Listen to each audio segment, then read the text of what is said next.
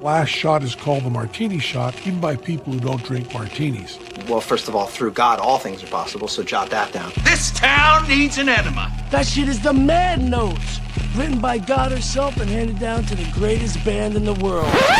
We'll do it live. Fuck it. Do it live.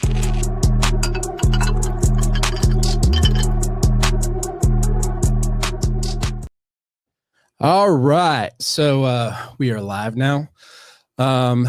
Everybody, welcome to the Martini Shot Hangout. Got a special guest today. We're going to talk a little bit about some of the news that was happening in the movie industry this week. But I would love to introduce my guest for today. He's got a clever play on words. The DannyDorito23 is what he's known as. He's a husband, father, veteran, content creator, filmmaker. The dude's got a really long resume. So without further ado, I'd like to introduce our guest today, Derek Bowder. Am I saying that correctly? You are. Yeah. All right. DannyDorito23. How you doing today, man? Howdy. I'm doing great. It's a little chilly here in Albuquerque, but otherwise everything's great. That's great, man. So I think we started following our respective selves pretty recently. And I really liked your content. It seems like you kind of started from humble beginnings, just doing some stuff with your family, crumble review videos, things of that nature. And you really seem to have broadened your horizons, making short films. You were just telling me backstage before we kick things off that that you got a feature film coming up that you're going to be. Are you directing it? I am writing, directing, acting, and producing it. So you got the whole shebang, man. Yeah. That's awesome. So for those who aren't familiar, why don't you tell us a little bit about yourself? Yeah, so I grew up in Arizona. I joined the Coast Guard to do helicopter search and rescue when I was 18 back in 2014.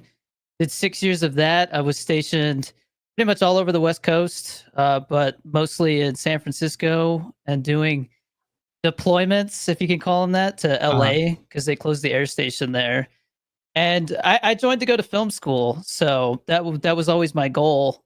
And I decided to get out at the worst possible time, right when pandemic happened. Yeah, that was fun, huh? Yeah, I had a PA job lined up, and it obviously didn't work out because everything shut down. But I managed to land on my feet, making content creation and streaming on Twitch, and slowly made the transition to film. And so now I've kind of got one foot in film and one foot in content creation. Yeah, yeah. So how are you finding that balance these days from trying to do the film thing? Because I see you put out movie reviews. They're pretty fun. But then you got your other thing where you, I guess, grew your following from. I even have somebody right here in the chat saying, "Is that the crumble cookie guy?" so yeah, I mean, you got known for a little thing, but it seems like you're kind of transitioning to something else. So how are you finding the balance these days with all of that? It's interesting. It seems like the entertainment industry as a whole, whether it's music, social media, or film and TV, is kind of all rapidly changing right now. I'm sure we'll get into the film industry and how that's all going soon, but it's chaotic. I mean, it's organized chaos, but I mean, I love what I do, and I feel very fortunate to have started when I did, because it's much harder to start out now. I think so many people are doing all of that stuff. Everybody's kind of trying to do everything, and I don't think anybody has any clue how it actually works, so yeah, it's kind of luck of the draw these days. Yeah. So I mean, I know you said you moved out to New Mexico and were in the military for a little while, hoping to get into the industry. How have you found the industry out there these days? It's really interesting. I think because you're in Texas. I know Austin has like a really big indie scene, with Robert Rodriguez out there and stuff. But out here, it's kind of like it's hit or miss with indie stuff, and then there's the really big, high production stuff from the studios, because they got the Netflix studios out here now. That's actually one of the reasons I moved out here, is because they announced that. I took it as a sign, but there's not a lot of stuff in the middle. So I also, I have a manager and I audition and stuff, and It's really hit or miss, especially now with how things are. But Mhm. there's a tight knit community out here. There's people trying to do stuff. So Well, that's great, man. That's great. I mean, it's I know at one point in time, Albuquerque was destined to become like the new, uh, like smaller version of Hollywood, but it seems like yeah, that's kind of drifting over to Las Vegas right now. I know Mark Wahlberg's kicking off a big studio, something yeah. else over there that's like $1 billion venture, and he's calling it Hollywood 2.0. So, I'm curious, what got you into movies? What made you kind of go down this path? I saw the re-release of E.T. I think when I was like 6 or 7, Uh-huh. and I mean, I was just that was my first time to the movies, and so it like just blew me away. And I remember asking my parents, like, where do movies come from? How do how does this happen? And then from there, I started watching all the behind the scenes stuff on the DVD special features, and Right. started playing with an old VHS camcorder and making goofy little shorts with some of my friends growing up, and it just kind of always stuck in the back of my head as something I wanted to do, seriously as a career. It was just, how do I get to that point that, I feel like a lot of people are kind of lost as to like how you start. Right. But I'm doing it now, so it's really cool to be achieving, I guess, the dream in whatever way I am right now. Yeah. Yeah. Well, I mean, you're doing something, and you get to do the content creation full time. So that's cool. But it seems like it's kind of funneling a way for you to kind of live your actual dream, which is to become a filmmaker, actor, writer, all that fun stuff. So I watched your short, Pollo Loco. I thought it was cool. It was kind of like it felt kind of like a art school Tarantino-esque shot in New Mexico sort of vibe with it. Was that kind of what you were going for? Yeah, I mean, the character that I played was definitely inspired by Drive and stuff like that, where it's kind of Mhm. like a quiet, loner kind of character. But my filmmaking colleague Giancarlo Beltran actually approached me with the idea from an acting class where he came up with this character Pollo Loco, and like his kind of like crew members in this gang, and we both kind of had two different ideas of what we wanted to do and put them together. And yeah, I really wanted to. I guess my main goal was to establish the atmosphere and have somewhat of an arc, even though it was just a short film. So Yeah. I think we achieved that. So Yeah, yeah, definitely. It was I mean, like you said, it was self-funded, sort of your your film school nod right there. But I mean, it had a pretty good reception. You got a lot of views on it. Did that kind of help drive things forward as far as landing this feature? I think what really drove it forward was the amount of festival selections we got in the awards and stuff. We we got into 40 festivals, which was not what I expected for a 26-minute film. That's pretty long for a short film. Yeah. Um, and then we got 43 wins and 15 nominations total. Really? So yeah, it That's was awesome, dude. very cool. Did you have to sit there and watch a lot of the other films too? How did you feel? Because I've done that before. Like I've had my stuff go into some film festivals and things of that nature. And sometimes you watch other people's stuff and you're like, damn, I got a long way to go before I'm anywhere close to that. Yeah, I mean, I definitely think it seems like since I first started looking into how to make a film, like seriously, Mhm. to now, like the amount of short films there are has just really ramped up. It Yeah. seems like anybody who's got an iPhone can just shoot something, and if it's clever enough, they'll get recognized for it.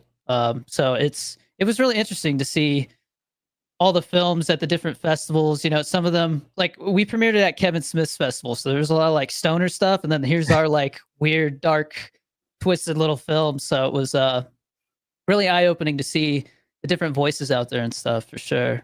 Yeah, that's cool. I saw one of your commercials where you did a little bit with Jay Muse from Jay and Silent Bob, and I'm 40 this week, so like growing up with those Kevin Smith movies, that was like, I mean, that was all we talked about in high school and stuff, from Dogma, Jay and Silent Bob Strike Back, Clerks, Chasing Amy, all that stuff. So what was that like, dude? Were you a fan beforehand, or did you kind of become a fan afterwards? I was a fan beforehand, but I hadn't seen everything that Kevin Smith had done, and now I have, obviously, because I'm like, not having like met them and worked with them and shot at their comic shop. I felt like I had to see everything they'd done. Was it the one in Jersey?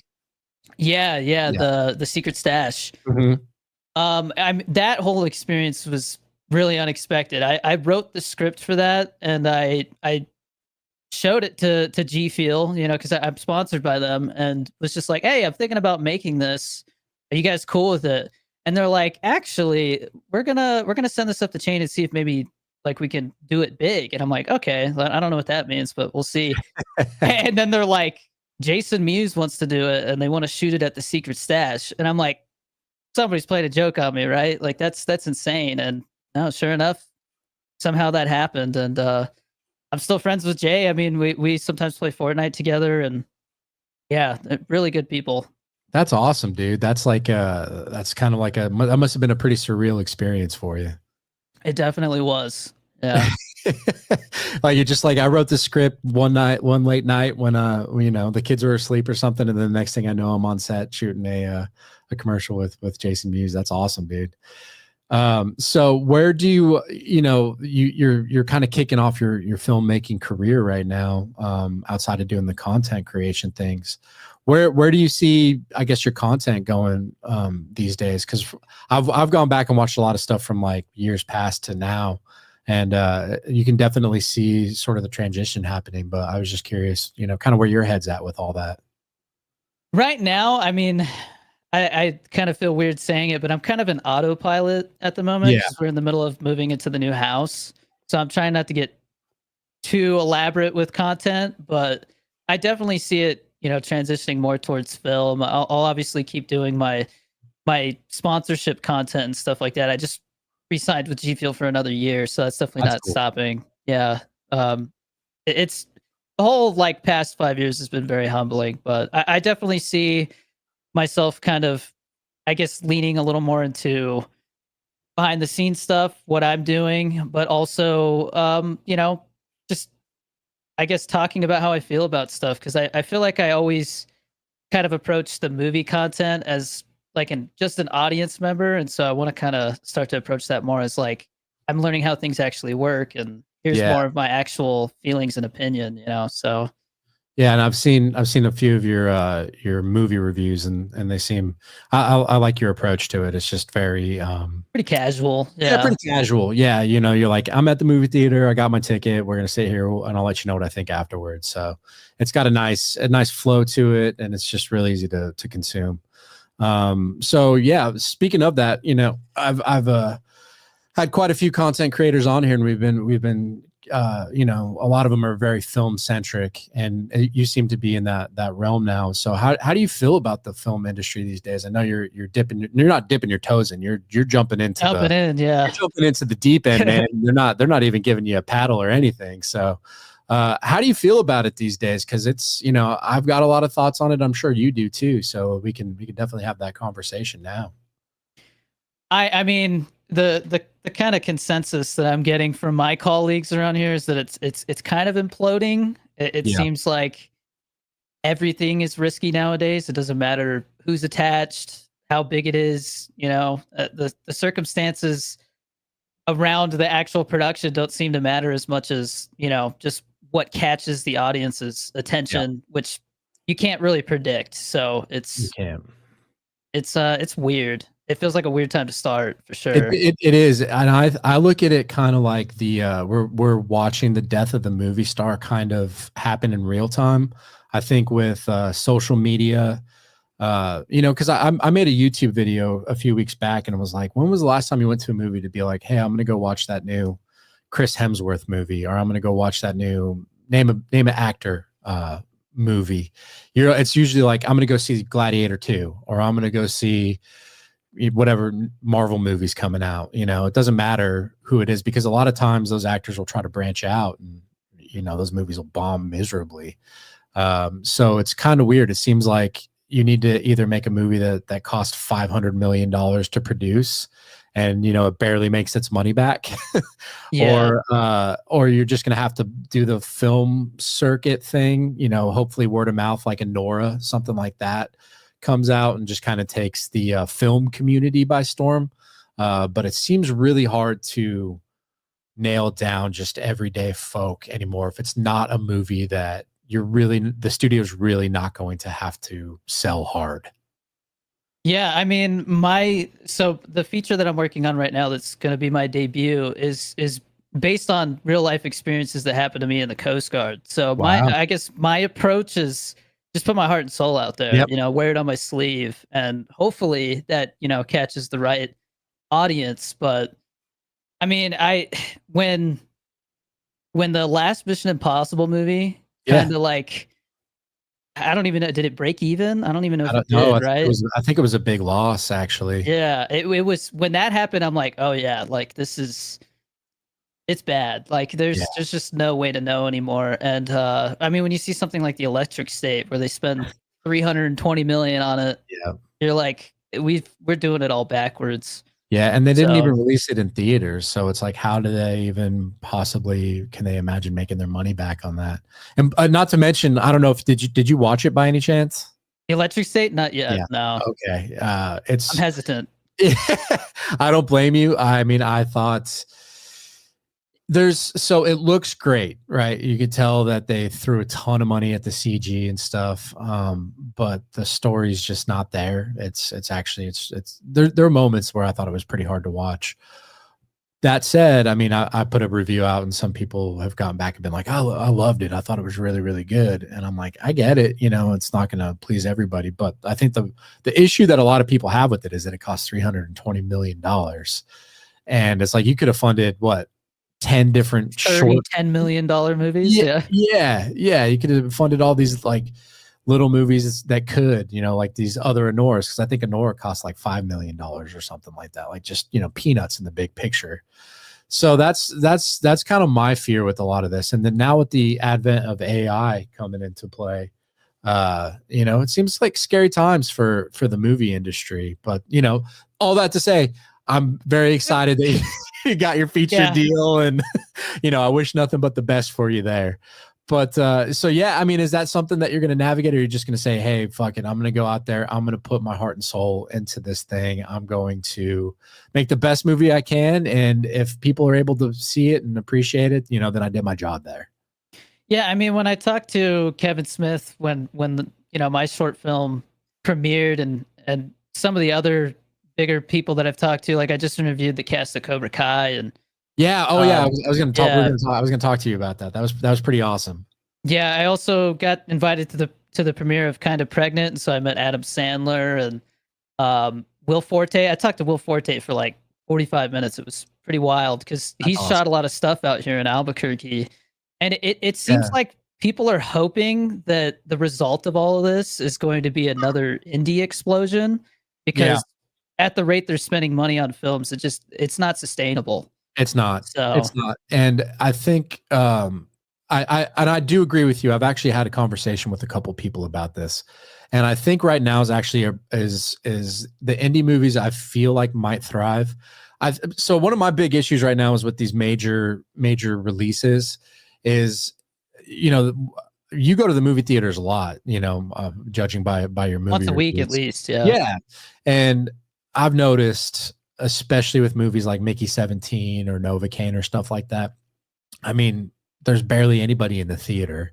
And I think that's the problem, is that people will see this movie, they'll be like, oh, I want to see that. But they know if they don't see it opening weekend, that it's going to be available for streaming.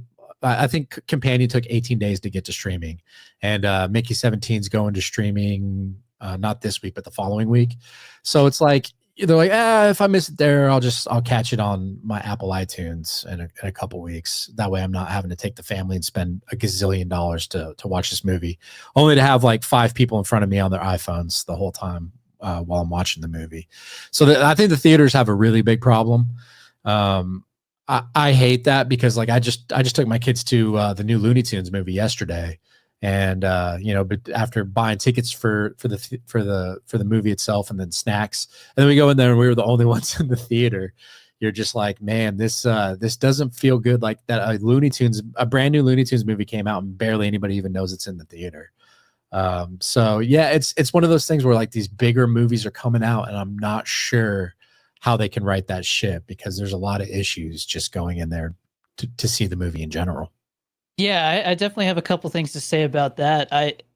First of all, I know that I think it was the CEO of AMC Theaters that said that he's trying to really advocate for widening that release window. That 4 weeks is not enough. Like yeah, I think they like double. Yeah, they need to make it like I think he said 90 days, which I'm like, yes, that would be great. That should be the standard. Yeah, because you need to have that word of mouth for the movie, so people will be like, oh, I missed it this week. Let me go see it next week instead of being like, I'll just catch it at home. Yeah, I mean, but the other thing I was going to say is that, and I am not going to get into politics, but I worry that maybe the kind of fear that the economy is, going the way it is right now is maybe causing people to hold on to their dollar a little more right now. And so that's probably part of it, but who knows, I mean, this next 5 years is probably going to be what dictates where the industry goes. So I agree. And I think this summer we're going to have some pretty big movies with Jurassic Park, with that new Jurassic World movie coming out. We got Thunderbolts kicking things off. And I think, I wasn't a fan of the new Captain America movie. I don't know how you felt about it, but Thunderbolts seems like it's kind of a different direction for an MCU movie. So I'm pretty excited about that. But all the movies that are coming out aren't originals, and they have had some originals with like Novocaine and Mickey 17, and those have both been. I mean, Mickey 17 is going to be a gigantic flop, unfortunately. And I thought that was a pretty unique, cool movie. I had some real problems with the third act of that movie. I thought it introduced too many things, and it didn't really resolve a lot of it. But for the most part, it was a real original, cool sci-fi movie. But 2026 is looking like it's going to be gigantic with the Odyssey coming out and then Avengers and things of that nature. So that's my other concern, is that these big movies are only going to be, is going to be the 47th Avengers movie, or, Christopher Nolan, he's a certified lock pretty much. But we don't have filmmakers like that really anymore. Maybe James Cameron, Spielberg his movies are hit or miss as far as whether they're huge or not like it was, back in the 90s.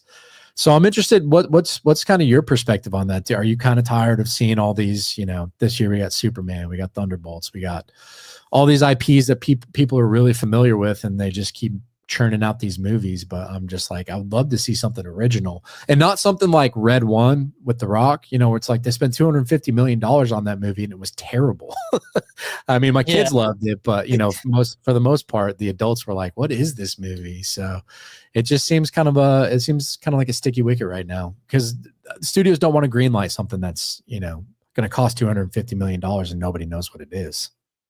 Yeah. I mean, what I hope, and I was just talking to one of my buddies that I used to make short films with when I was a kid, about, movies that came out recently and stuff. And I hope that what happens is they start to steer towards these smaller character-driven films instead of these huge blockbuster CGI reliant, just gimmicky kind of things. And I mean, Mickey 17, I personally loved that movie. Yeah, you gave it a glowing review, right? Yeah, I really dug it. I mean, I just think that, because I have a Letterboxd account, so I'm like, okay, now I have a place where I can kind of rant my feelings. And it's really frustrating to see people complain about not having enough original films, but then when one comes out and they spend that much money on it and nobody goes and sees it, it's like, what happened? I thought, people wanted that, and then they don't support it. So it's a tricky situation for the industry. Yeah, it's a catch-22. Yeah. But that said, I do hate the release window, but I had an actor on here a few weeks ago. He was in a movie called When I'm Ready. He wrote it and starred in it. And it got I think a weekend in the theaters, and then the next week it was available on VOD. And I think for movies like that, and like your movie coming out, I think that is a good strategy. Get the movie into theaters, maybe for one weekend, and then the next weekend release it on VOD, because you want eyeballs on it. You want you could do all your press junkets and things of that nature for the for the release of the movie, and then get it on VOD to where people can actually see it and it can gain some traction. I think that's an effective way for the indie movie. I don't know if you have any thoughts on that. Yeah, no, I 100% agree with that. I know that there's a lot of social media content creators who are making the jump to film that are going directly to the chains and kind of making their own deals outside of the system, and that seems to be working for the most part. I know Sam and Colby did their it was like a glorified YouTube video, or it was like, a movie version of what they normally do, but that was super successful that way. I also am thinking about trying the touring strategy where you release the film and then you kind of tour it where the hardcore fans can come see a Q&A and, like meet and greet. So, yeah, there's definitely some avenues to explore as an indie filmmaker that I hope, I guess, guide where that part of the industry is going, because we got to do something as indie filmmakers to keep it alive. Because right now it's just kind of, I don't know. Everybody seems like they're waiting to see where it's going, but we have to keep working in the meantime, Yeah, I agree with that wholeheartedly. And I saw one. He's like a production head, and he reads a bunch of scripts from first time people submitting script that he greenlights. He'll greenlight them, and he said, he read I think in the month of February he read 70 scripts, and 30 of them were AI centric, like the dangers of AI or stuff like that. So he was like, if you guys think you have an original idea about AI, I've already read them all, And so I think that's the thing, is like people get caught up in the current trends and say, hey, I'm going to make this movie, or I'm going to go this path. And it's like, I think if you get back to just the basics of filmmaking, which it seems like you are with your new movie, you could definitely have a success there. If not, it could open up these avenues for you to see what else, how you could further your career in this industry. But it's really interesting, challenging times. I think, you got a lot of content creators like myself out here who I wanted to be a filmmaker at one point in time, went to film school and all that jazz. And I've worked in the industry for 20 years. I have a different perspective of where things were to where they are now, but I do see the future lining up where, everybody's out there. They got an iPhone. They all make their own content. Everyone's a video editor now. Everybody is starting to utilize graphics and things of that nature. And whereas someone like me who went to school and learned how to cut together, something like that, it was frustrating at first, but now I'm like, if you can embrace that, this could really revolutionize a whole new avenue for a bunch of different filmmakers. And maybe it could help save the industry. If people could get over the superhero movies that seem to be the only ones that make money anymore. Yeah, I mean, even those ones are starting to lose some steam. It seems like I think Thunderbolts is going to be an important one to watch more than people realize, because I think the marketing for that film's been pretty good. Honestly, I think their approach is different and unique. They're really embracing the talent behind the camera as well. So that'll be an interesting one to see how it does. But to talk about the AI thing, I know the Academy is talking about making it a rule where you have to disclose it, and it might even disqualify the films from certain categories. So I think that's necessary to keep the AI situation under control. Yeah, because it's a slippery slope. Yeah, and that was actually my issue with these last Oscars was and Anor ended up winning, but everybody was focused on The Brutalist, and if The Brutalist didn't have all that stuff come out, I'm sure that probably would have won. But this is kind of where I stand on it. I didn't care as much when I first heard about it, because I was like, oh, they did it for the Hungarian accent. It was like, I don't speak Hungarian. It seems almost unnecessary, because it's like, you're going to fool most of us. We got the subtitles there. Hungarian's a super difficult language to master, from my understanding. But they did it just to, hone a few things. And I was like, they were like, hey, listen, nobody lost their jobs over this. It was just kind of a little, but then it came out that they used some generative AI on the architecture artwork. Right. Did you see The Brutalist at all? I did. Yeah, that was one of those those films where it felt like it was made to go see at the theater with the Yes. intermission and everything. Uh-huh. I mean, I did not see your review for it, but I definitely thought the second half wasn't as good as the first. But No, I agree. I tried to pay attention and see if I could notice anything that felt like it could have been AI, and I didn't notice anything. So they hit it well. Yeah, they Um, did. I don't know how it came out that they used AI, but if that hadn't happened, I don't think anybody would have noticed. I think it was I think it was the guy who edited the movie. It was like, yeah, we used AI for their accents or whatever. So Should have stayed quiet. yeah. And then the director came out and was like, yeah, but no one lost their jobs. And then something was circulating about the AI renderings, and then some people were like, no, that never happened. So I was just like, oh. So my thing was like, listen, I think AI could be a beneficial tool for Hollywood.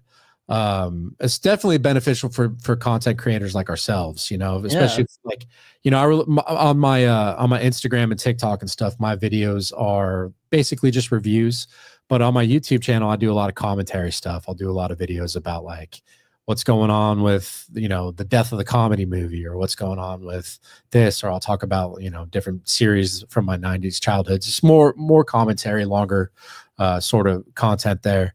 And it helps for research for those things. It really does. Say it's a great research tool for that. Yeah. I find it gross if you want to write it like a script from it. I don't think I think that takes away a lot of the value of what you have to offer. But for research, it's excellent. And then you're going to have to double check stuff, because AI will lie to you. If it doesn't know, it'll just make crap up, which is beyond bizarre. I was looking into some David Lynch stuff, and it kept telling me that he was like, it kept saying, I think you made a mistake. He's still alive. And I'm like, he's been dead for like a month. Like, it still hasn't like caught up to that. That's weird. Yeah. When I was doing my Novocaine review, I was like, hey, write me a quick just plot synopsis on this. I kind of want to, make sure I get the wording right on it. And it made up something completely different. It was like, Jack Quaid plays a dentist who gets caught in this. And I was like, wait, what? That's not at all what that movie's about. So weird. Yeah, it'll just make stuff up if it doesn't know, if you stump it. It's kind of interesting.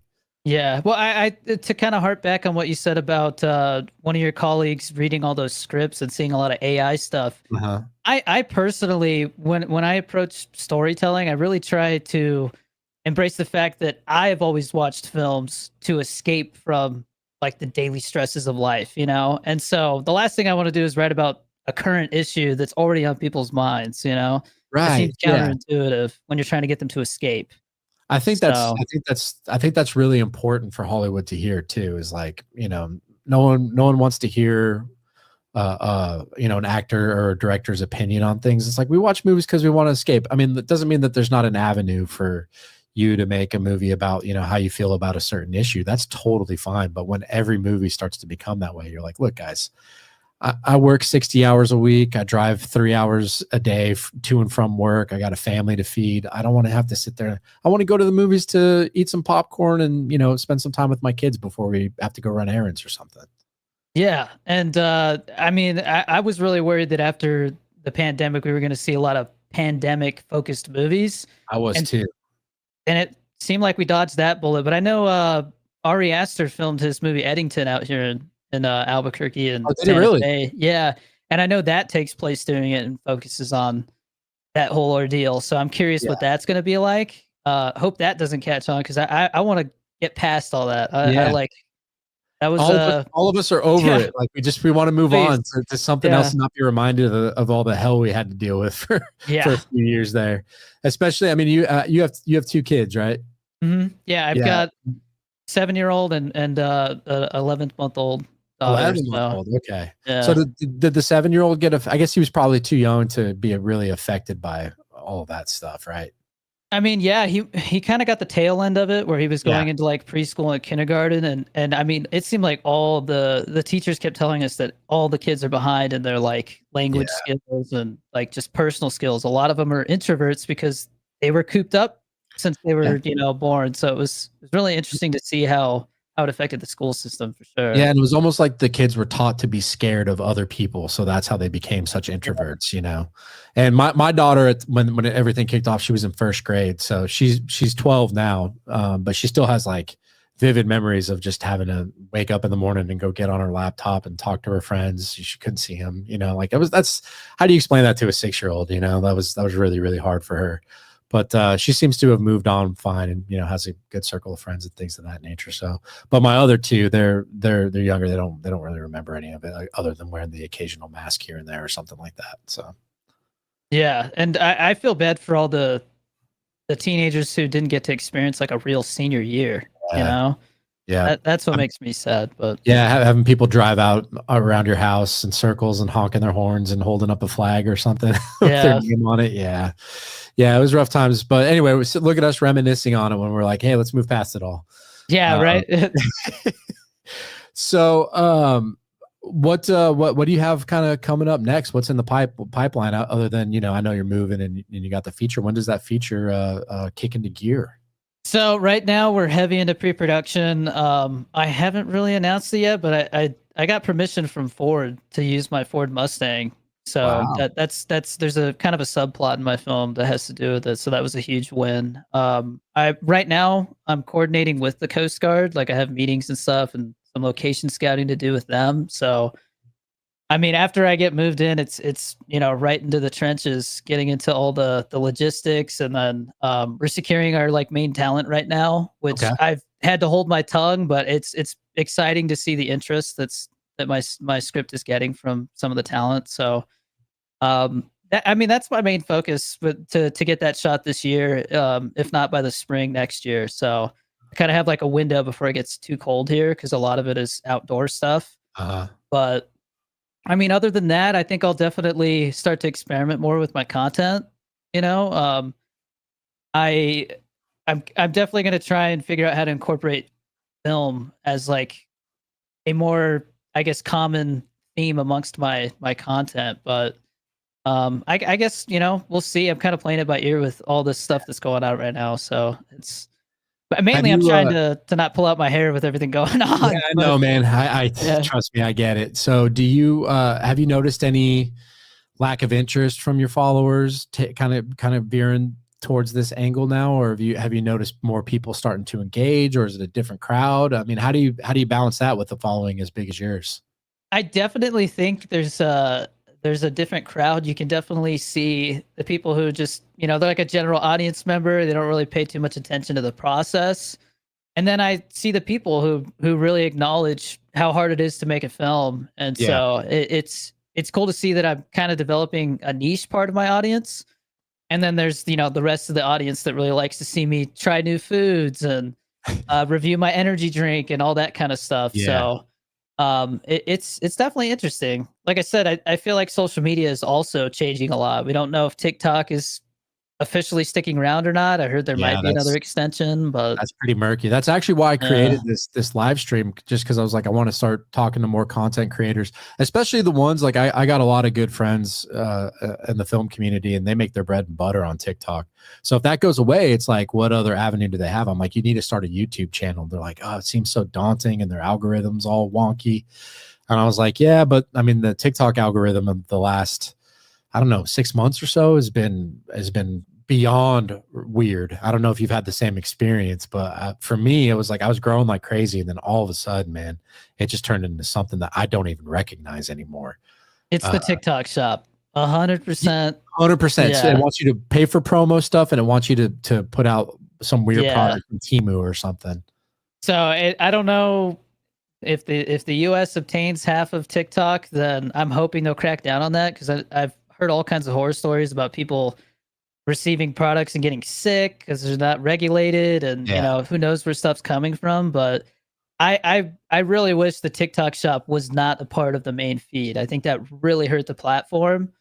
And I mean, I know they're definitely in a gray area when it comes to legality. So we'll see what happens with that. But I would love to see the TikTok shop become kind of its own separate thing, because it's kind of like YouTube does. YouTube has their own little shop, but it's like incorporated within the person's profile. So it's like if you want it, you could go seek it out and click on their stuff on their videos or something. It doesn't. Yeah, it's not intrusive. Yeah. It's not intrusive at all. Yeah. So I'm interested because I was talking to one of my a person I had on here a few weeks ago, and she has a huge TikTok following. Instagram's pretty big, but she's like, I'm just now starting my YouTube channel, and I'm like, yeah, you gotta you're gonna have to kick things into gear on there because if TikTok's gone, I mean, what else are you gonna do? And that's coming up next month, I think, right? Yeah, So, I think they have to extend. It's not gonna. I don't think it's getting sold in time. So yeah. we'll see. I feel very fortunate to have garnered the audience I have on YouTube now. I started a couple years back when that first threat of a ban happened. I was like, I gotta make sure I don't put all my eggs in one basket. So that's paying off now. Definitely. Yeah, your YouTube channel's huge, man. So it's funny though because I see a lot of the content that like your short, kind of veering towards the film thing, and I was like, yeah, it's just two different audiences. For People, sure. yeah, and I mean that's cool though because you've branched out enough now to where your stuff isn't just one thing. I think that's the problem that a lot of content creators face is they're like, oh, you're this guy, you're the crumble cookie guy. And you're like, well, I have a lot of things I want to explore. So come on that ride with me. And I know some people just, they don't have that, they don't have the patience for that. They want to see you talk about, the newest peanut butter chocolate cookie or something. Right. Yeah. And to be totally honest, I am so burnt out on the crumble cookies. I don't think that's coming back. Sorry to anybody who's like hoping it will, but that, and I'm making a military film, so I gotta like look the part. I can't be all chunky because I'm eating these chunky cookies, But I still post like I call them throwbacks. It's kind of like my old content that maybe didn't get posted on YouTube, and I feel like that kind of supplements for the people who still miss that kind of content. They get to like get a little dose of nostalgia.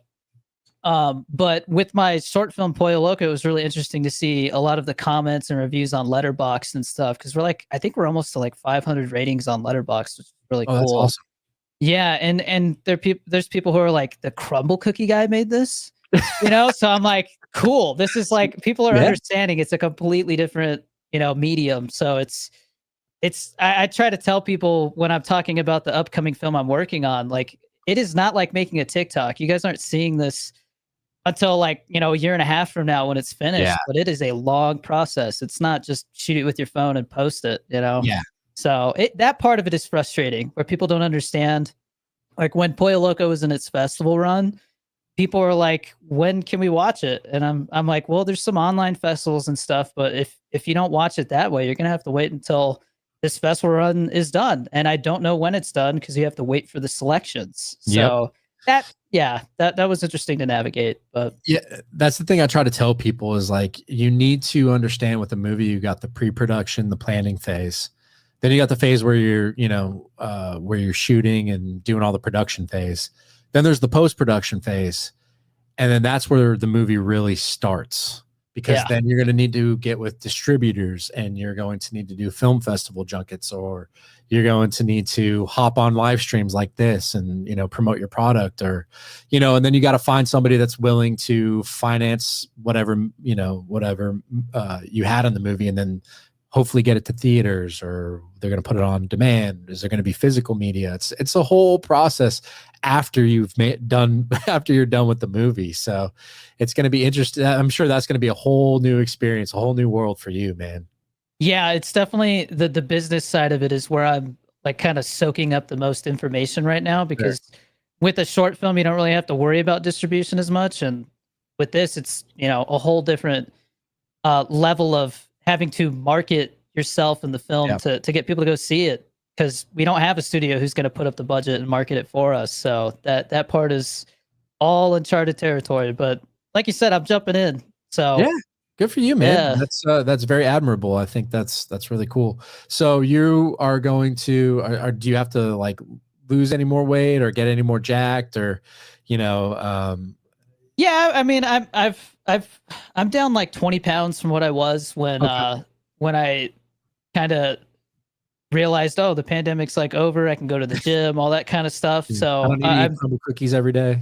Yeah, that definitely made it a little harder. But I would say if I lose about another 10 pounds, I'll probably be exactly where I want to be for that film. Because because again, it's a very physical role.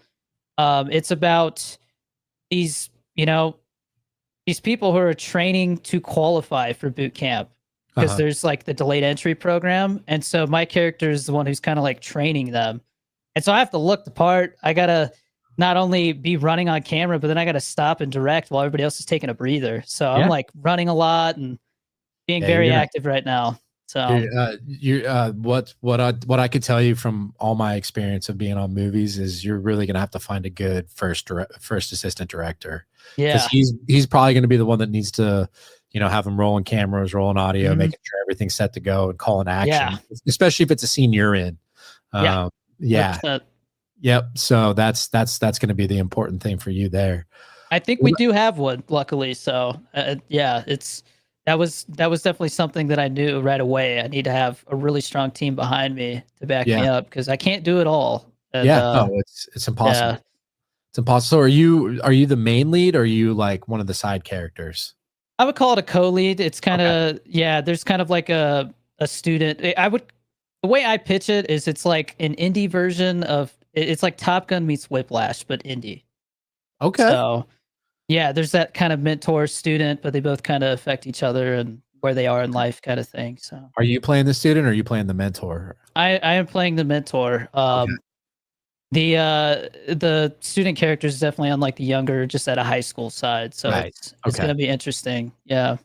I mean, you got that young look, so I'm sure you could pass for maybe like just graduating 20 college. Like 22, 23 is where I'm kind of, because I mean I joined right out of high school, so that would make my character right around like 5 years of being in. So yeah, he's kind of at his own crossroads of like whether to re-enlist or not. That's kind of his dilemma. So yeah. Well, that's awesome, man. Well, once things get rolling and stuff, I'd love to keep up with you just to say, hey, he's got this going on, or once you're done with everything, maybe you could hop back on here and we can talk about the movie a little bit. And, absolutely, love to check it out and review it and try to get it out there to as many eyeballs as possible. I appreciate that, man. Yeah, of course, dude. Of course, this is that's one thing I noticed is I kind of fell into this film community. I know movies really, really well, and I was like, I really just wanted to put my opinion out there, and then things started to grow, and I was like, oh, then you meet people along the way, and you just kind of fall into that thing, and that's why I enjoy the live stream, because it's like I like producing content, but I also just like talking to people too. Sometimes it's that's one of the aspects of this that you kind of get away from, is just interacting with other people, especially people that have similar interests to you. Yeah, and how serious are you about reviewing? Are you trying to get like Rotten Tomatoes certified, or no? I just like to do it myself. I mean, I'm pretty serious about it, but I also like to do things on my own avenue, if you will. Like I don't have any interest in being on Rotten Tomatoes, but I do like when people reach out to me and they're like, hey, you recommended this movie to me. I really, really appreciate your insight. I watched it and I thought it was great. Or, I might crap on something and then somebody will tell me I'm an idiot and I didn't understand it. So, I had someone tell me that I was too dumb to understand the plot of The Electric State. And I was like, oh, okay. Well, I thought a 5-year-old could understand the plot. That wasn't the issue with the movie. I was like, the issue's not the plot. The issue's the script. Yeah, and I think when it comes to content creation and reviewing films, it's important to keep in mind that it's art, and art is subjective. So something might work for you, and it doesn't work for others, and vice versa. So I try really hard not to step on my audience's toes when I talk about my feelings about a film, especially since, as a filmmaker, I'm really just trying to learn and not so much critique as I am learning the craft. Sure. So that's my approach. I like that approach. My approach is more just, I like to have fun. So it's like, I have no problem crapping on a movie, especially if it's like, it's a movie where that there's just no heart, no soul. It's just a pure soulless cash grab where they're trying to manipulate people into spending their money. It's really, like just yesterday, for example, just taking my kids to the movies, get the popcorn and stuff. It's like, it's almost $100, Yeah. And like, that's insane. So it's like, if people are going to spend that sort of money to go watch a movie, I want them to at least get a good experience out of it. So I try to approach it of, I want to think of that, that guy who hasn't been to the theater in a few months. He really wants to take his kids to go see this movie, and he wants to walk out and everybody has a good experience. So, Yeah, and I respect that too. I think there's definitely both sides of it where people just, sure. I see it all the time where if it's not amazing, it's ass. That's like the one word response to everything. So yeah, I try to have a little more nuance with my reviews. And I at least try to make them look professional, if anything else. Yeah. I also just try to have some fun because I watch a ton of movies. Like, people don't understand how many movies like I have to sit down and actually watch. And I got all kinds of people reaching out to me where they'll be like, "Hey, I shot this indie film. I'd love for you to review it." And I'm like, well, if I'm honest about it, are you gonna, is it gonna really piss you off? Is it gonna hurt the movie? I don't want to hurt the movie, especially if it's like an indie movie. I'm sure you put your blood, sweat, and tears into it. And if it's just not good, I want to let people know it's not good. I think that's only fair.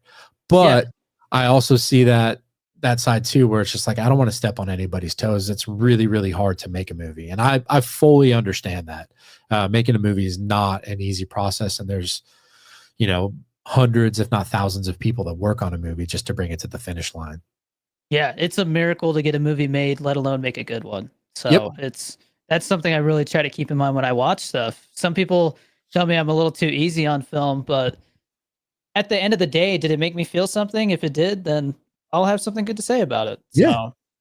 Yeah. And I saw your review on Novocaine and I was like, I agree 100% with everything you said. Like if I wasn't going to that movie to have any sort of life-changing experience. I was going to that movie to watch some, John Wick-like action with a ridiculous, nonsensical plot. And I was like, that's exactly what I got with that movie.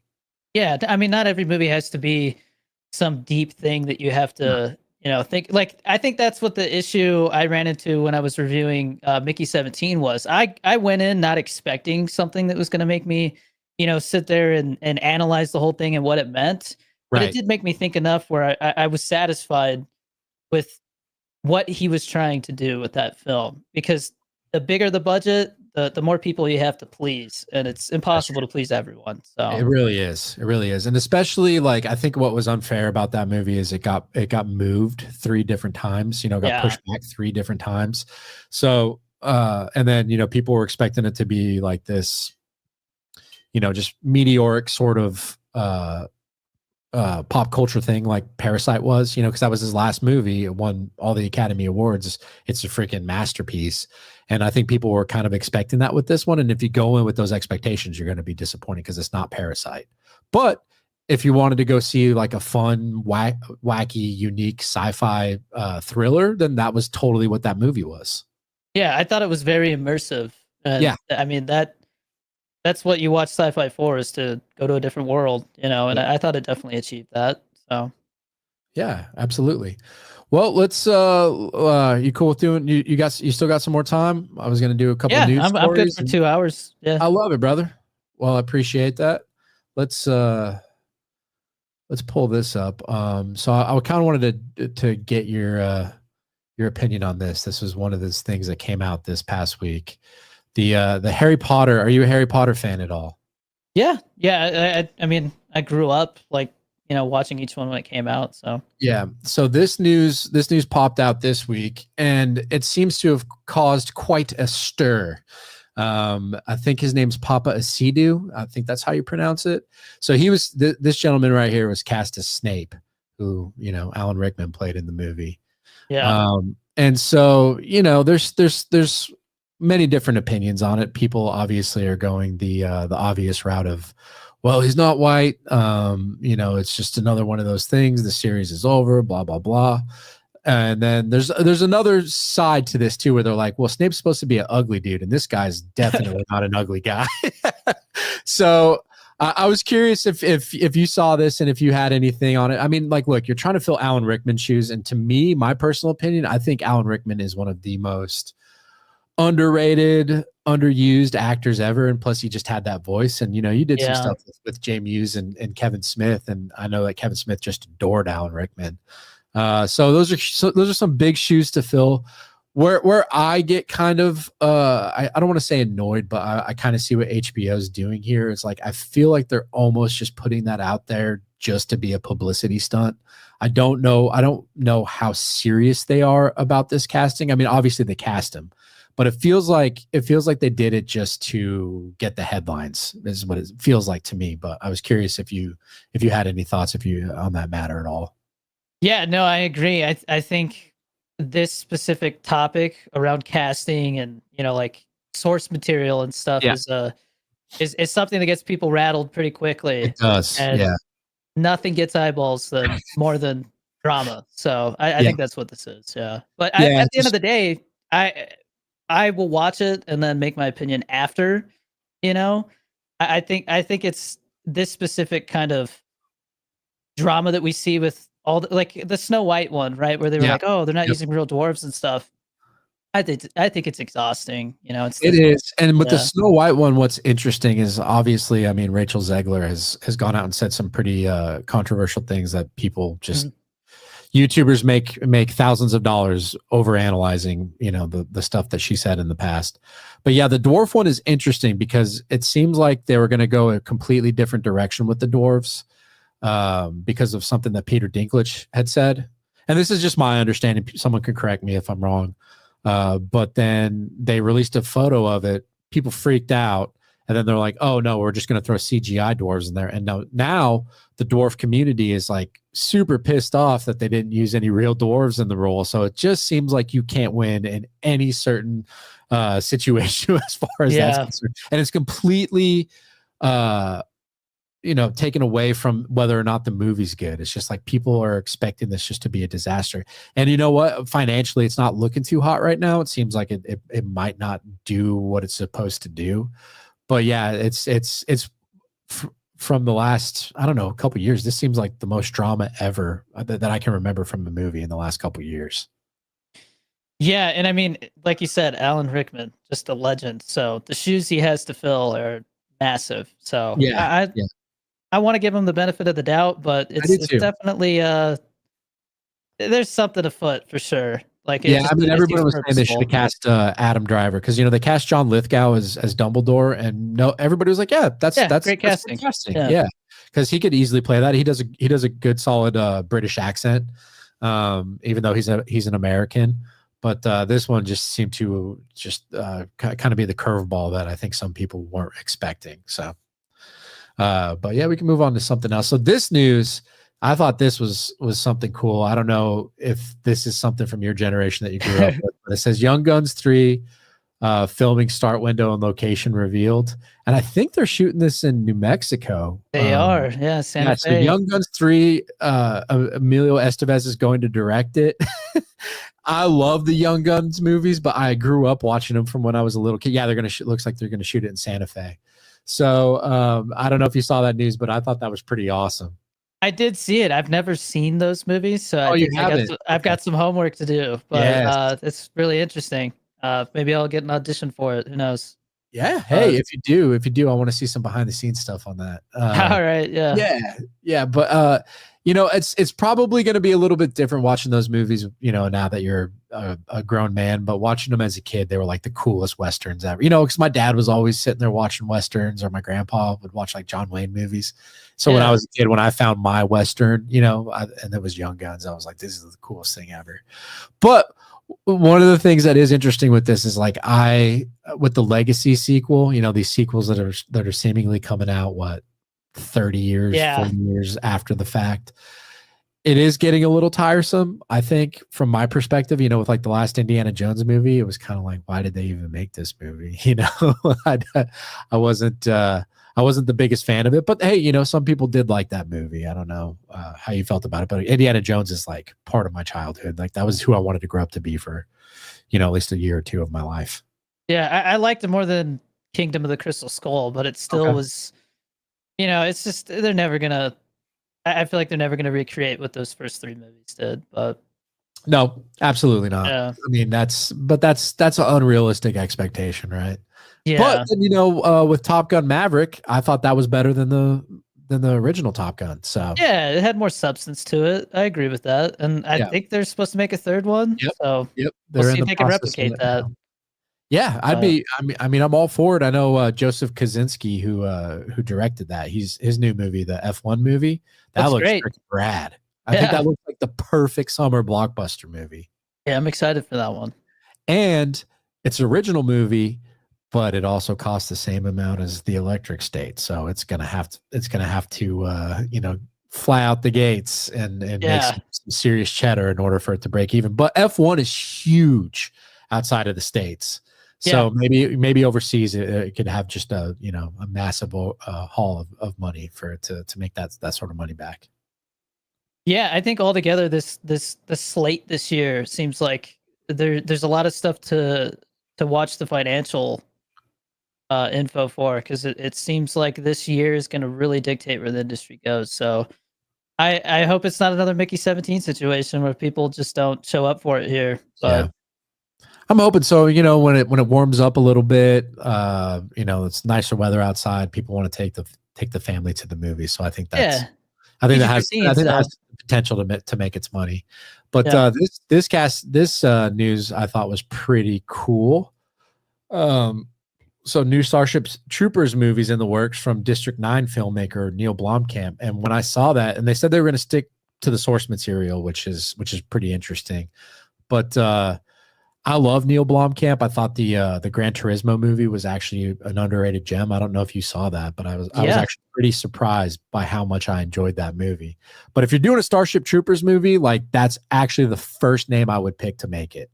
Agreed. When I saw this, I was very happy. I mean, it's another remake, but it seems like they're like you said, they're kind of going a different direction with it. Yeah. And I think if they got to do it, Blomkamp is a great choice. He really is. I think as far as sci-fi goes, he's one of the best. So at least working today. So we'll see.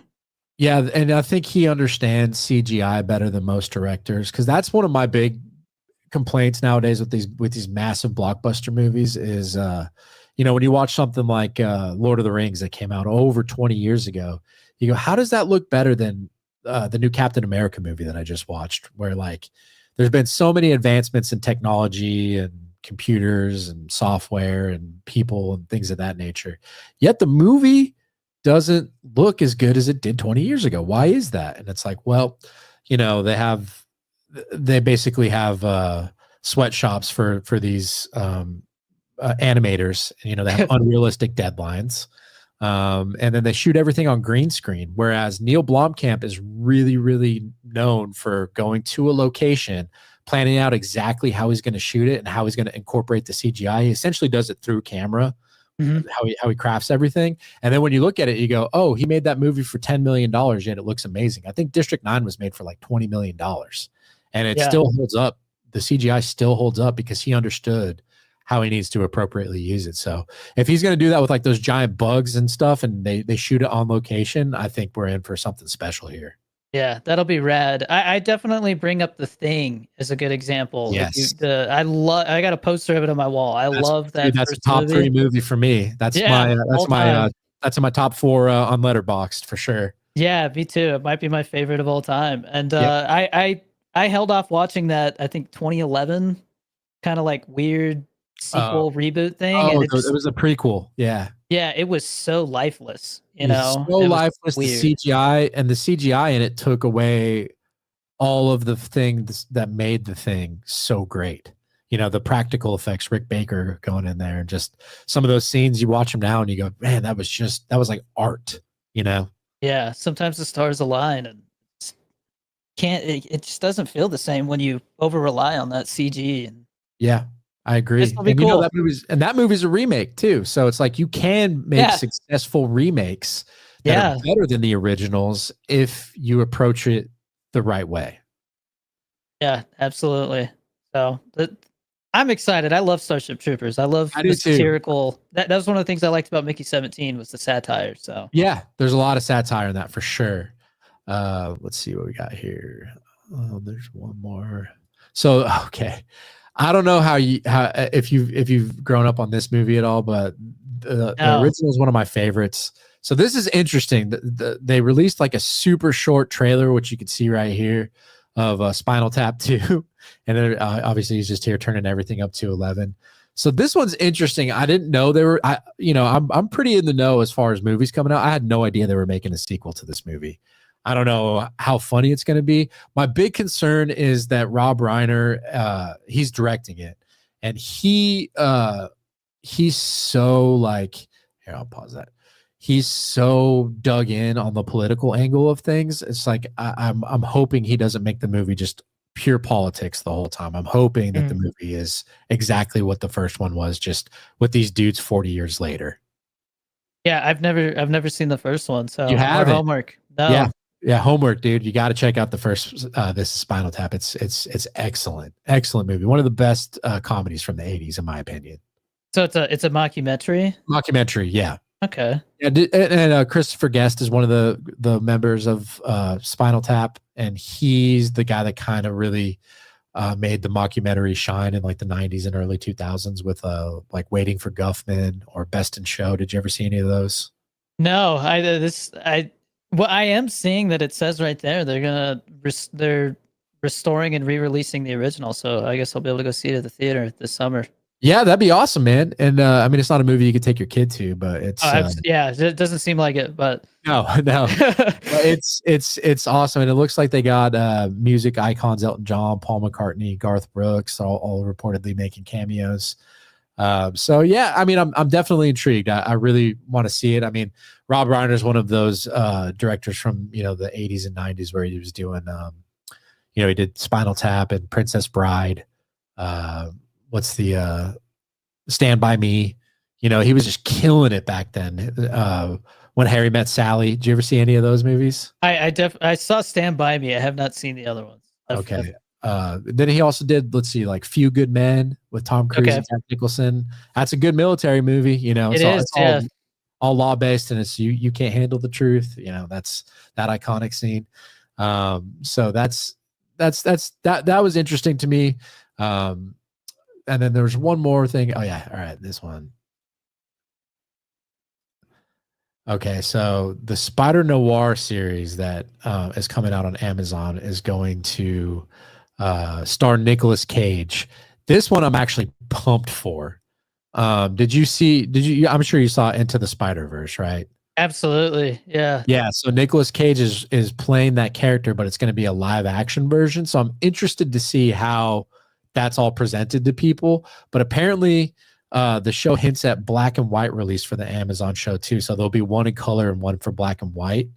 Lucas Haas is going to oversee it. So that's just cool. I wanted to bring that up because I don't know if you heard much about that series coming out, but it seems to be that he's going to be playing the same character, but it's going to be Nicolas Cage actually in a live action version of him playing that character in the show. So I think that's just awesome.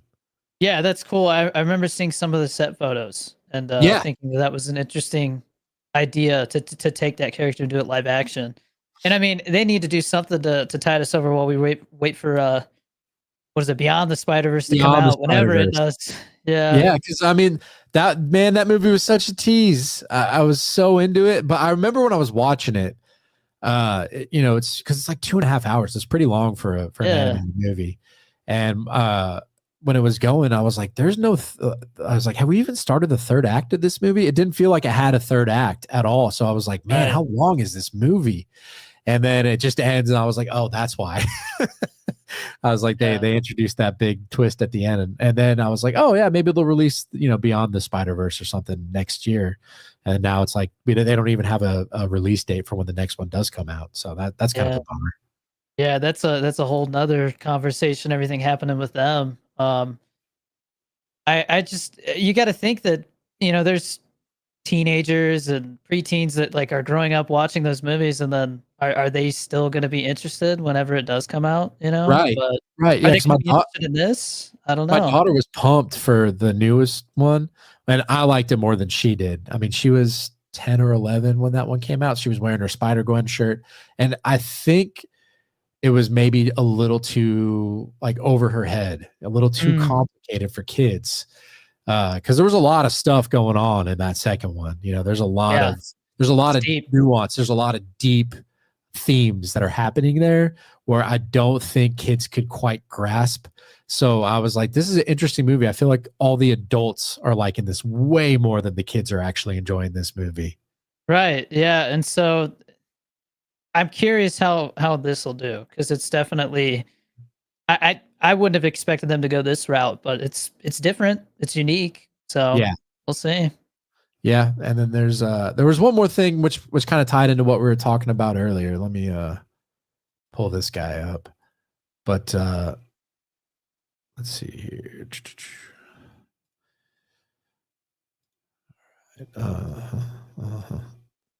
Yeah, so let's see. We got that up there. At the stage. Okay. So in this one, Joe Russo says they used AI for voice modulation in the electric state. He says it's something any 10-year-old could do after watching a TikTok video. So I don't really know what that means, but this kind of goes back to our conversation that we were having earlier about AI. And this is my concern with a lot of it, is that I watch so many movies, and I watch a ton of streaming movies. Like, I sent a lot of streaming movies early, and I have to sit there and watch it. And I feel like there's a giant problem with streaming movies now. And one of those problems is every one I watch after it's done, not everyone, but for the most part, I'm categorizing, but 3 out of 4 that I watch, those 3 that I watch, I go, man, that was written totally by AI, wasn't it? Like, they feel so cookie cutter, so generic. There's nothing new. It almost feels like a 90s Steven Seagal movie, like, but with big budgets and A-name, A-list stars. So I was curious if that ever kind of like, crosses your mind when you're watching movies now. You go, man, there's something off. That movie just feels like the human element of that movie just was non-existent.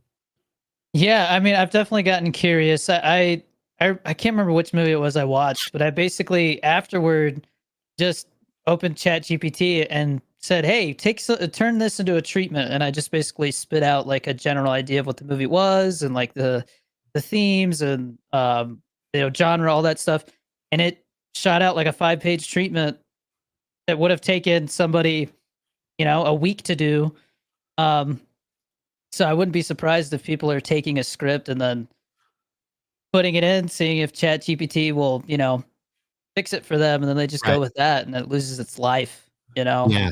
That's what it seems like. It's almost what it feels like. Have you been noticing that kind of trend with streaming movies, or do you kind of feel a little like there's just something missing? It's almost soulless. I don't know. It's hard to describe, but when you're watching it, you know exactly what I mean. Yeah, it feels like they slowly modify it. They go, oh, we'll make it for this audience, and then it okay, here's your change with all that in mind, and then at a certain point, it's not what it was before, and then if that's what they're going with, then of course it's not gonna. It makes me worried for those filmmakers who are selling their scripts. Like, it's not going to be anything like what they wrote. So. Right. Exactly. Or if like someone reads a good script and they're like, oh, I don't want to pay the person for this treatment, I'm just going to take this idea and regurgitate it. Yeah. Put it into Chat GPT or Grok or something, and then see what it spits out. So yeah, that's a concern of mine. The thing that you said, though, that we're just to circle back on it, where the Academy's basically saying we're gonna put an asterisk on things if a movie uses AI, and then they may or may not be excluded from certain categories if they use it. I didn't like this last go around with the Oscars because the strike that happened the year prior, the whole genesis of it essentially was, hey, we got to do something about AI before it takes all our jobs. That wasn't the sole reason, but there was a lot made, much to do about the AI problem in movies. And then when I saw, Amelia Perez had its own set of problems outside of AI, you might not have even known, but there was an AI controversy with that movie. Yeah. The Carla Sofia Gascon, they used AI to modulate her singing voice to make it sound better. And I was like, that's generative stuff. I mean, you could have easily done that with someone else. That is essentially taking someone else's job. And then the Brutalist stuff, and then there's some other movies that actually utilized it. And my problem is like, oh, well, let's just reward all these people for doing something that we made such a big stink about. So it just seemed like a really big bag of hypocrisy. Whereas I was like, I don't necessarily care all that much for the little things like that. If you're just transparent about it, I think people wouldn't have cared. Yeah, I mean, I felt really bad when Late Night with the Devil got all that flack, and it was just it was a little film that did not have the money to have an actual artist, make what they used, and so. Yeah, that was my thing with Late Night with the Devil. I know a lot of people just really, really made a big stink about that. And I'm like, look, this movie was made for under $1 million. And it went through like financial hell trying to find some distributors. If you watch the movie, like the beginning of the movie is 1,000 different production houses that financed that movie. So I was like, when they used that, I was like, I don't, that doesn't take away from the fact that I thought it was a pretty damn good movie. And, they had to do what they had to do with what minuscule resources they had in order to make that movie. Yeah, but when it comes to performances and modifying the actual work the actors put in, I think that's where the line needs to be drawn, because I do too. It's cheating at that point, in my opinion. It is. So it's cheating for that, and I also think if you're going to use it to write scripts, I mean, you got a lot of capable, awesome writers out there. Then your movie just it shouldn't be greenlit as far as I'm concerned. I mean that's cheating too. Yeah, I mean it's been taking someone 3 months to years to write can be written in 30 seconds. Yeah, and I think if they're spending $320 million on the electric state, they can pay to have somebody write a good script. It's not that I think it's a speed and a convenience thing, 100%. And I think until they regulate that, it's going to get abused more and more. So, yeah, that's true. Sad. It is sad. It is sad. And I'm hopeful for the industry, but I do think they need to make some adjustments. I think raising ticket prices is a bad approach because a lot of people don't go to the movies because it's already too expensive. And if you keep raising ticket prices, it's only going to make it harder and harder for people to go to the movies. Yeah. I do think they're onto something with these subscription services where they're like, hey, pay the $10 a month and you get a free movie. We'll discount your food, stuff of that nature. But they don't promote it really outside of the movie theater. Like there's no way to really see that. So I think if they were, maybe if you're a movie studio, you kind of find a way to push that on the social media, be like, hey, come here. We got this going on. I just don't see any of it. Maybe you do, but it just feels like it's one of those little known secrets. Is like for somebody who goes to the movies as much as me, it's like, yeah, I'll pay that. That's easy. That's well worth my money. But for everyday people who love going to the movies, but they can't necessarily afford it, I think that puts that could be something that could really entice them to try to get back to the movie theaters, especially if they're able to drop some prices too. I think that would be a good approach. Yeah, no, I go to Regal right now because of the Regal Unlimited. Right. I think that's like $26 a month. So you go twice and it pays for itself. Again, they discount the concessions. I saw they just introduced a new thing where you pay I think $40 and you get half off of a large popcorn and drink for the whole year. That's cool with me. I don't know if I think people look at that and they're like, well, I don't go to the movies enough to really justify that. So they got to do something to entice people. I know AMC, you can get I think it includes AMC or IMAX tickets as well and 3D and everything. Yeah. So that's cool. Yeah. And I got the Cinemark one where it's they'll give you what's cool is sometimes they'll give you early screeners and I think you get 25% off concessions. So it's a big, and then if you don't use your ticket, it will roll over to the next month, or you can use your points that you have there in order to get a free movie ticket or free popcorn or whatever it is. So they got some good incentives. I think they need to find a way to advertise that to everyday people. If they're able to find what we were talking about earlier, with the AMC guy saying, hey, we need to extend these windows of these movies, make people, because I think that's one of the things with movies nowadays that's kind of missing. I noticed it a little bit with Wicked. That was kind of one of those movies that I wasn't sure if it was going to be profitable or not. And then it came out and it was massive and there was word of mouth and it was getting people to go to the movies to see it, especially someone like me who I had no interest in watching that movie, I saw the early screener and I was actually blown away. I was like, damn, I was not expecting to enjoy that movie at all. And I loved it. So when people were hearing from me, they're like, I love that movie. And I didn't think one thing about seeing that movie. I almost had to be dragged into it. And then, so when people were hearing that, they're like, okay, let's start going to the theater to go watch that movie. And it seems like everybody had a really good time watching it. But other than that, word of mouth just seems non-existent these days for movies. So you need to, I think, especially with bigger movies or something like Mickey 17, is like, let it get in there and run its course. Let people talk about the movie for a little bit. See if it doesn't make its money there, that's fine. I mean, you do have the streaming option, but you need to make people miss these movies. You need to build up the word of mouth, make them miss it, then release it on VOD, and then get people talking about the movie again. Yeah, I think giving it a big enough window to where word of mouth can actually do its thing. And then I saw it a little bit last year. I haven't seen it as much this year, but maybe it's because it's not the summer yet. But I noticed a lot of like early they called them fan events, like early screen, like that definitely can generate word of mouth and get some early buzz. But they gotta do that more. They're not doing enough. I agree 100% with that. All right, so I'm going to take some questions from people that have been sending. I do have one from Testy here. He said, what's y'all's most anticipated movie of the year? Pick one. So I'll start with you. I think I'm going to go F1. Okay. Either that or Mission Impossible. I'm kind of tied between the two of them. Yeah. Yeah, I think for the summer, it's Mission Impossible. I'm very intrigued with this new Superman movie, just kind of the direction the DCU is going to go with that. I love the Guardians of the Galaxy movies. But I think number one would probably be that or the Avatar movie coming out around Christmas time. I'm really looking for, I like those movies. Yeah. Yeah. I know it was going to be a Tarantino movie, but he decided not to make it. So, Lilo and Stitch. That one's. Oh yeah. Yeah. Yeah. I was actually going to ask you about that. What do you think about that? Cause that seems to be like, in my opinion, I'll give you my perspective on it first. It seems like Disney learned something from these remakes that people don't want all this other nonsense, like a lot of the stuff going on with Snow White. They just want a faithful adaptation. And that seems like a really faithful adaptation to the original animated movie.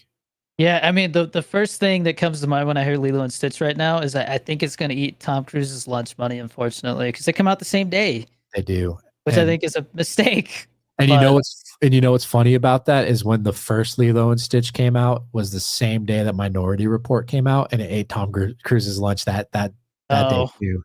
Yeah, history repeats itself. Yeah, history. I hope not this time, but if the last Mission Impossible is any indicator, I would shift it if I was them. Yeah, which is a shame, man, because I thought what'd you think of the last Mission Impossible? I mean, I didn't think it was as good as Fallout, but I think it's because it was setting up that ending. But I mean, it's still a kick-ass movie. Yeah. So I loved Fallout. I thought Fallout was easily the best Mission Impossible movie. Agreed. Henry Cavill was such an awesome villain in that movie too. Yeah, man. with his buds, right? Yeah. Or even like the helicopter scene towards the end of the movie. Such good stuff right there. Let's see. Yeah, I got some people saying that they didn't like yeah, there we go. We got one. It's ass from the Electric State. So there you go. Visuals are great. Everything else sucks. Well, yeah, if y'all have any other questions, go ahead and send them in. A lot of people are just saying that yes, this is the crumble cookie guy.